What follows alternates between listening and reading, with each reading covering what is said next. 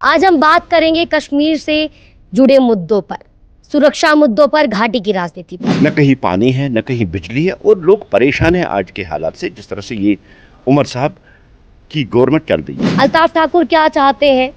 क्या कश्मीर को दोबारा फिर विशेष राज्य का दर्जा मिलना चाहिए? देश के गृह मंत्री जी के ऑन द फ्लोर रिकॉर्ड है कि मौजूद वक्त पे आपको स्टेट वापस मिल जाएगी। कश्मीरी पंडित 13 जुलाई को बट लूट दिवस, ये कश्मीरी वर्ड है, इसका मतलब है उस दिन कश्मीरी पंडितों का लूटमार हुआ था। बड़गाम जाके देखिए, 7 कश्मीरी पंडितों को तीसरी मंजिल से नीचे फेंक कर उनकी हत्या की गई। वो दंगाई थे, वो फसादी थे, वो कोई शहीद नहीं है। तो क्या आपके मुख्यमंत्री उमर अब्दुल्ला दंगाइयों के लिए फतिया पढ़ने के लिए इतने बेसब्र हो रहे हैं, पुलिस से भिड़ रहे हैं? कश्मीर में दंगे कराना चाहता था, कश्मीर में फसाद कराना चाहता था, इसलिए उमर साहब ने ये सारा जो ड्रामा, हाई वोल्टेज जो ड्रामा किया था, ये उमर साहब ने कर। अभी पहलगाम में जो अटैक हुआ,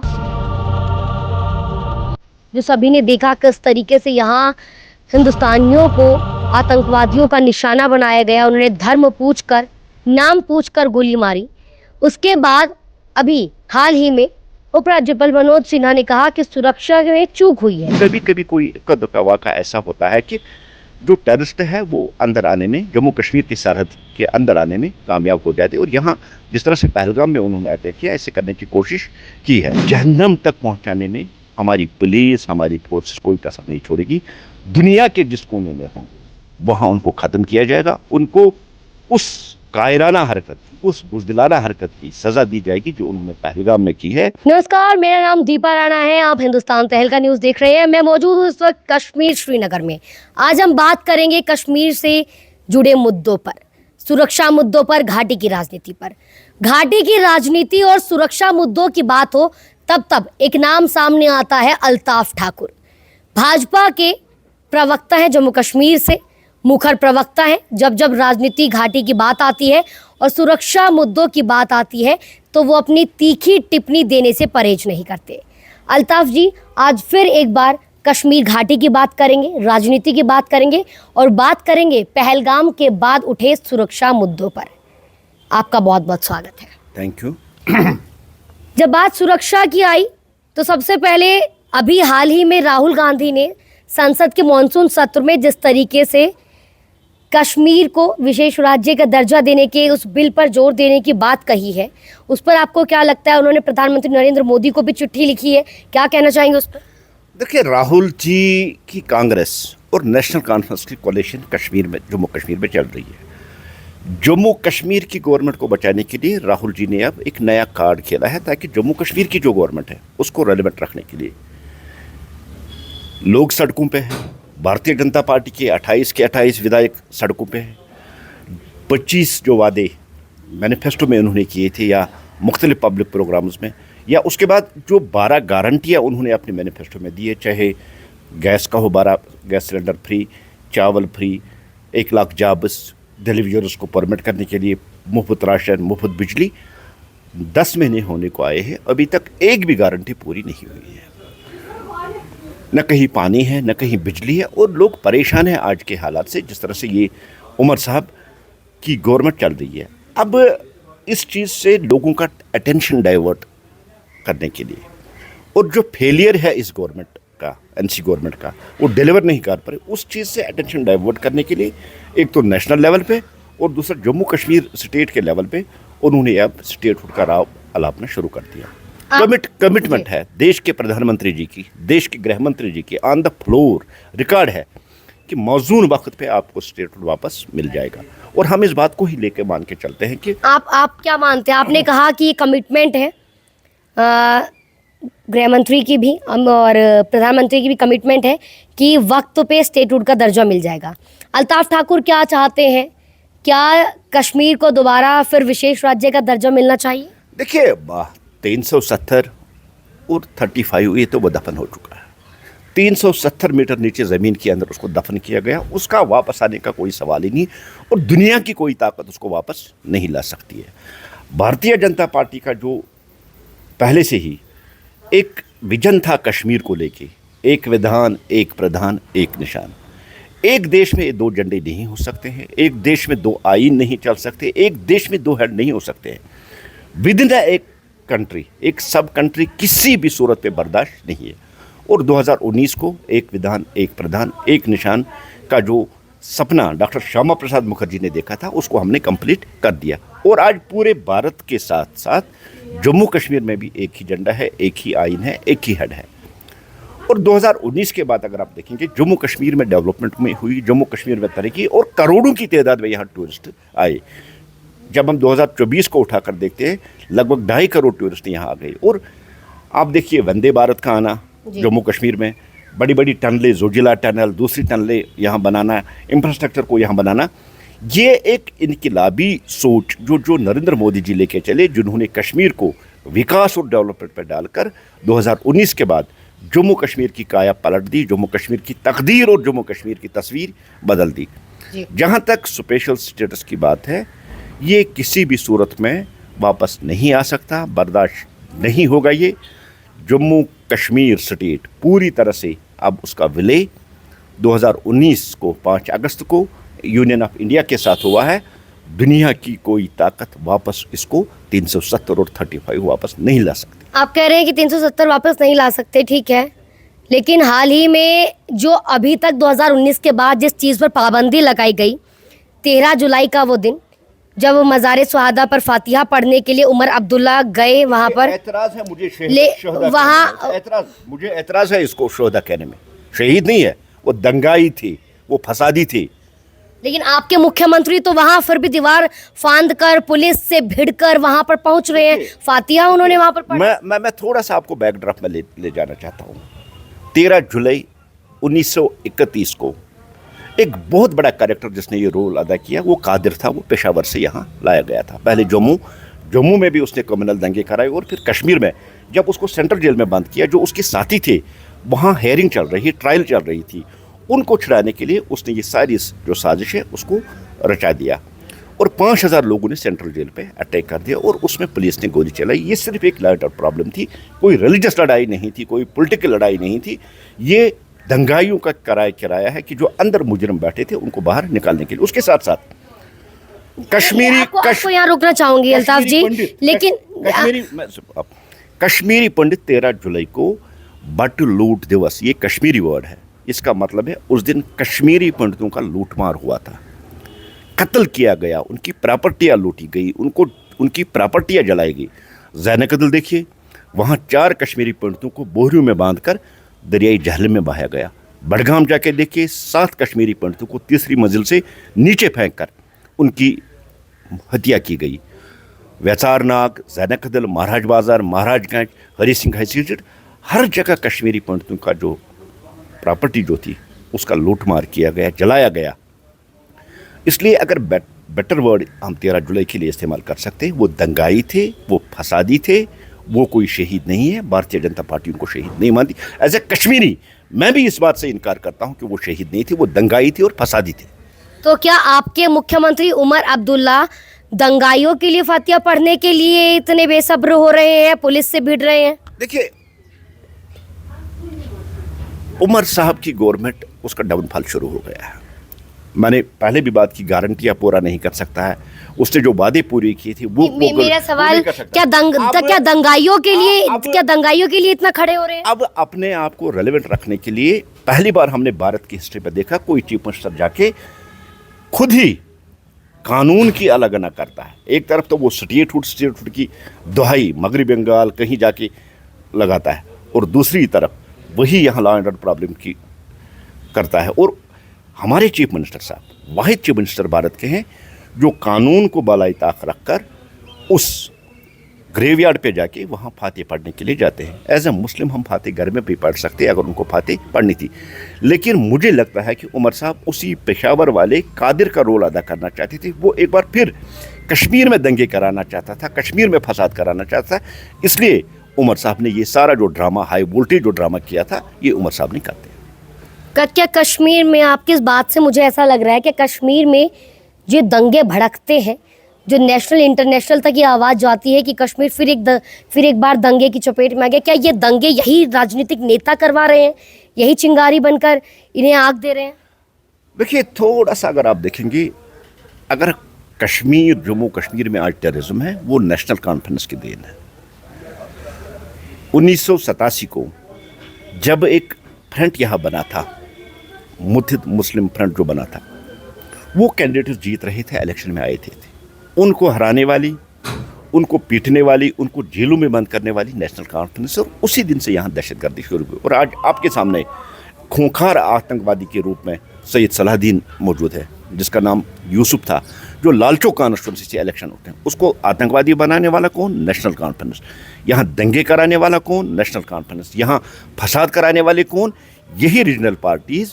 महज अपने वोट बैंक के लिए उन्होंने हमेशा कश्मीर को जलाने की कोशिश की। और एक जो रिलीजियस कार्ड, उसमें तड़का डाल के कभी ये रिलीजियस कार्ड खेलते हैं, कभी इस्लाम का नाम लेते हैं, कभी कोर नाम लेते। सारी जो सिचुएशन अगर कभी कभी कश्मीर में जो हुई है, उसके पीछे सिर्फ ये जो रीजनल पॉलिटिकल पार्टीज़ है, उनका जो इंटरेस्ट था, जो ज़ाती मफाद था उनका, उसमें उन्होंने हमेशा मज़हब को डाल के जम्मू कश्मीर को डिवाइड करने की कोशिश की। 13 जुलाई को जो आप तमाम जिक्र कर रहे हैं, 2019 से पहले मुफ्ती सरकार में भी उन्हें बंदूकों से सलामी दी जाती थी, वहाँ श्रद्धांजलि अर्पित की जाती थी। क्या तब बीजेपी ने वहाँ उन्हें दंगाई घोषित नहीं किया, या फिर तब बीजेपी ने कोई रोक नहीं लगाई, आवाज़ नहीं उठाई? देखिए, तब भारतीय जनता पार्टी गवर्नमेंट में नहीं थी 2014 से पहले, और हमारे हाथ में था नहीं इनको रोकना। लेकिन ये हिस्टोरिकल ब्लंडर जो थी, 13 जुलाई के फसादियों और दंगाइयों को शहीद कहना, ये एक हिस्टोरिकल ब्लंडर थी। उसको 2020 में भारतीय जनता पार्टी गवर्नमेंट ने ठीक कर दिया। और अब किसी भी सूरत में, किसी भी हालत में, कुछ भी हो, इस ब्लंडर को दोहराने की इजाज़त किसी को नहीं दी जाएगी।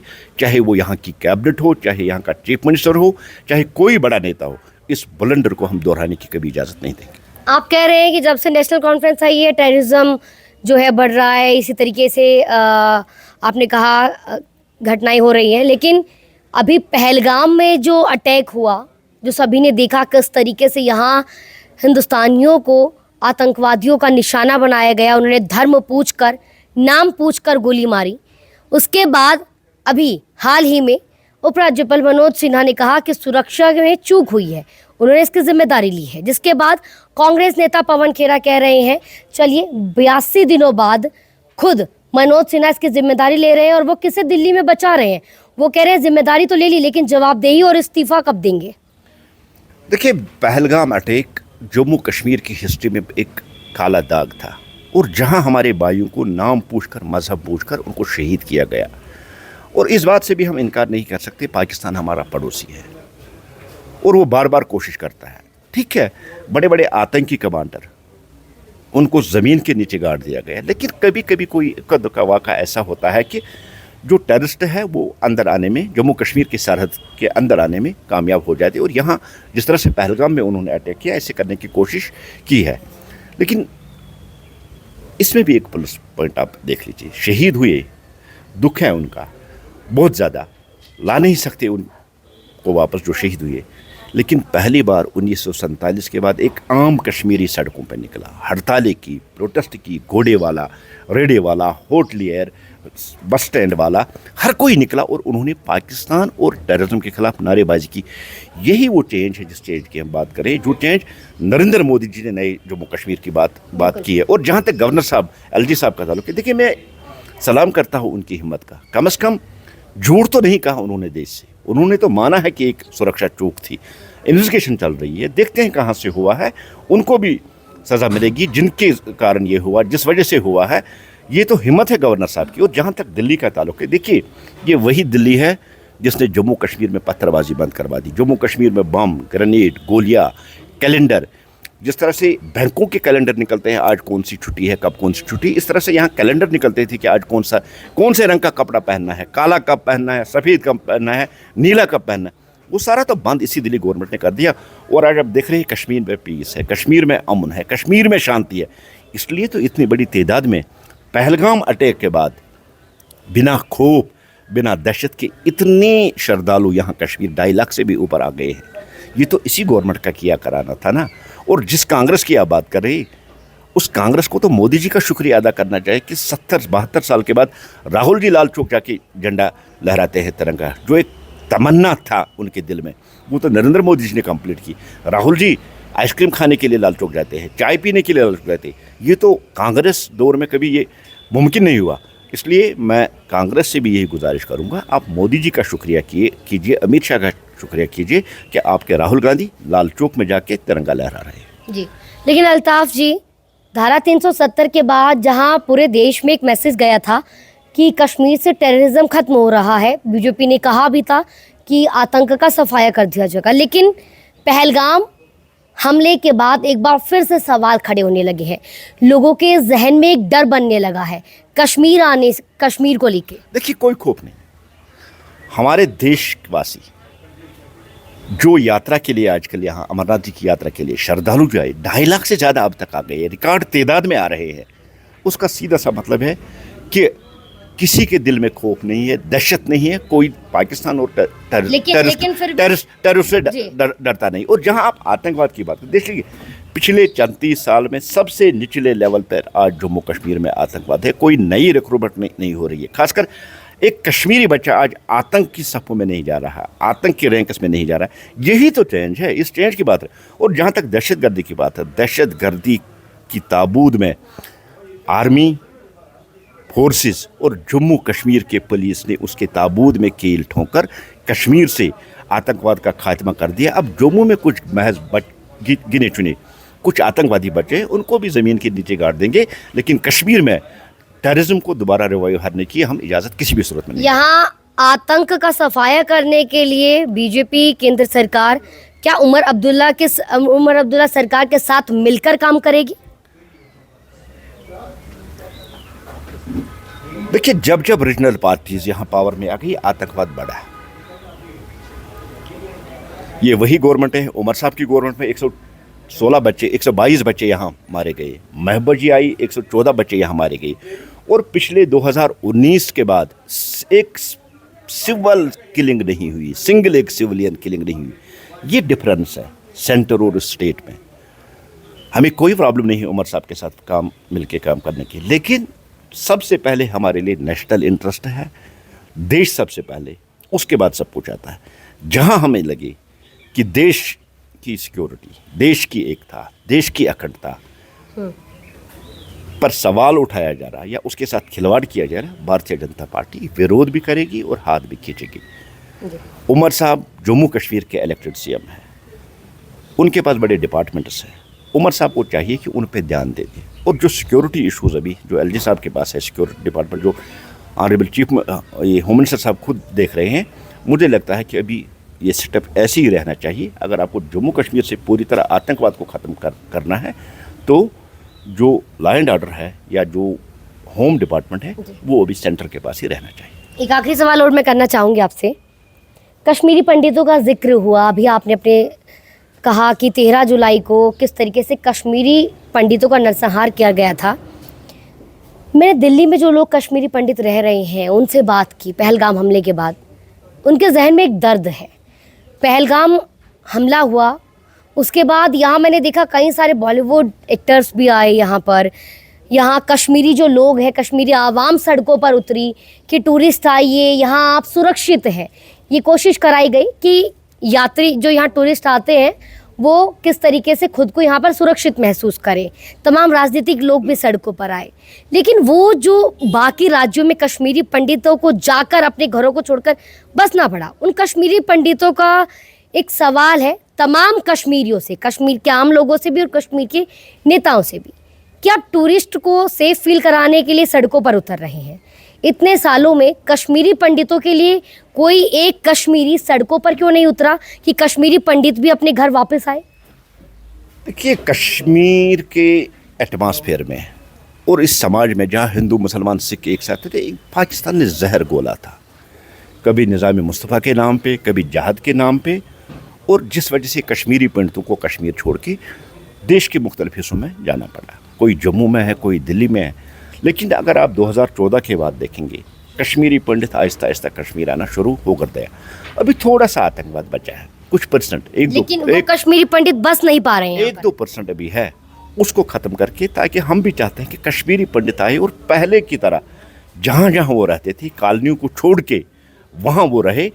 और जो कॉमन कश्मीरी की सोच है, एक आम कश्मीरी की सोच है, वो चाहता है कि कश्मीरी पंडित आए, उसको वेलकम करने के लिए तैयार है, उसको वो अपनाने के लिए तैयार है। लेकिन अल्ताफ जी, मेरे सवाल है कि जिस तरीके से पर्यटकों को बुलाने के लिए सड़कों पर उतरे, कश्मीरी पंडितों के लिए सड़कों पर उतरकर उनका स्वागत क्यों नहीं? अभी जो आप कह रहे हैं कि सेंस ऑफ सिक्योरिटी, वो कश्मीरी पंडितों को देने की जरूरत है। बहुत जल्द नरेंद्र मोदी जी वाली गवर्नमेंट सेंस ऑफ सिक्योरिटी भी कश्मीरी पंडितों को प्रोवाइड करेगी और कश्मीरी पंडित वापस आएंगे। ये हमारा संकल्प है, हमारा वादा है। और यही कश्मीरी समाज जो पाकिस्तान के खिलाफ निकला, जो टेररिज्म के खिलाफ निकला, सड़कों पर निकल के कश्मीरी पंडित का वेलकम करेंगे, उनका खैर मकदम करेंगे। लगभग कितना वक्त? वक्त तो नहीं बच सकते, बड़ी तेज़ी के साथ कोशिश हो रही है। आहिस्ता आहिस्ता कश्मीरी पंडित आ रहे हैं। अभी बहुत कम टाइम लगेगा जब कश्मीर की इस टेररिज्म की ताबूत पे आखिरी खेल ठोंक के एक सेंस ऑफ सिक्योरिटी जो कश्मीरी पंडितों को देनी है, वो उनको प्रोवाइड करके आम कश्मीरी निकलेगा जो सड़कों पर कह के कश्मीरी पंडित को वापस कश्मीर बुलाएगा। जी, एक और सवाल। पहलगाम हमले के बाद ऑपरेशन सिंदूर चला गया, पाकिस्तान के घर में घुसकर आतंक का सफाया किया गया, बड़े बड़े उनकी जमी पर उनके जो ठिकाने उनको नेस्तनाबूद कर दिया गया। लेकिन अभी भी जिन आतंकियों ने उस हमले को अंजाम दिया, निर्दोषों पर गोली चलाई, उन्हें निशाना बनाया, उन्हें अभी तक नहीं पकड़ा गया। शायद कल मुझे लगता है कि आप दर्शन के लिए गए थे, इसलिए शायद आपने कल मिस किया है। उनमें से एक आतंकवादी अखनूर में मारा गया। अभी दो बच्चे हैं।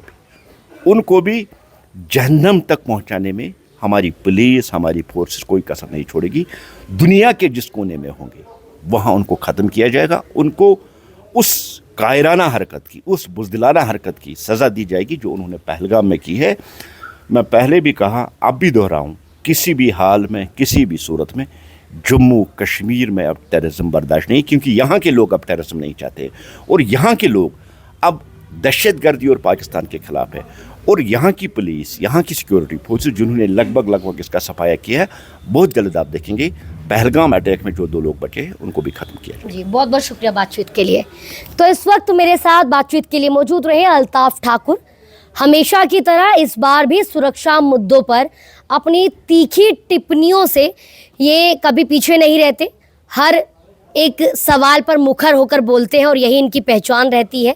लेकिन फ़िलहाल जिस तरीके से अल्ताफ ठाकुर ने कश्मीरी पंडितों से वादा किया कि जल्द ही कश्मीरी पंडितों को फिर से उनके घर वापस लाया जाएगा, उन्हें यहाँ बसाया जाएगा, जल्द ही बीजेपी सरकार, मोदी सरकार ये काम करेगी। तो फिलहाल मैं चाहूँगी कि इस वीडियो को आप ज़्यादा से ज़्यादा शेयर कीजिए, क्योंकि कश्मीर का ये मुद्दा हर कोई जानना चाहता है। हर एक कश्मीरी पंडित ये जानना चाहता है कि आखिर उनकी घर वापसी के लिए उन्हें ज़मीन पर बसाने के लिए सरकार क्या तैयारी कर रही है। आप इस वीडियो को शेयर ज़रूर कीजिएगा और अल्ताफ ठाकुर जी के जवाब से आप कितने वाकिफ़ हैं, कितने सहमत हैं, मुझे कमेंट करके ज़रूर बताइएगा। जय हिंद, जय भारत।